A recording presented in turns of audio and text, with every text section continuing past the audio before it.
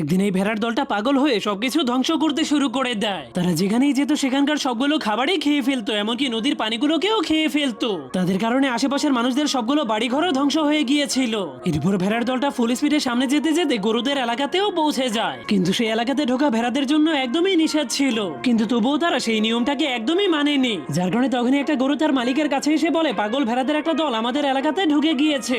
যা শুনে গরুদের মালিক জলদি করে তার ঘোড়ার পিঠে চড়ে ভেড়াগুলোকে থামানোর জন্য যেতে শুরু করে দেয়। এরপর সে যখনই দেখতে পায় ভেড়াগুলো তার সবকিছু ধ্বংস করে দিচ্ছে, তখন সে তাদেরকে থামানোর জন্য ফুল স্পিডে তাদের সামনে চলে যায়। কিন্তু ভেড়াগুলো তার কোনো কথা না শুনে তার পায়ের চামড়াগুলোকেও খেয়ে ফেলে, যার কারণে সে অনেক রেগে ভেড়াদের মালিককে ধরে তার ভেড়াগুলোকে নিয়ে এখনই এখান থেকে চলে যেতে বলে। এরপর সে তাকে ভয় দেখানোর জন্য আকাশের উপরে গুলি করে দিলে ভুল করে একটা পাখি মরে নিচে পড়ে যায়। এই জন্য ভেড়াদের মালিকও তাকে ভয় দেখানোর জন্য আকাশের উপরে গুলি করে দিলে একসাথে 10টা পাখি মরে নিচে পড়ে যায়, যার কারণে গরুদের মালিক আকাশের উপরে একটা কয়েন ছুঁড়ে মেরে সেটাকে গুলি করে ফুটো করে দেয়। কিন্তু তখনই ভেড়াদের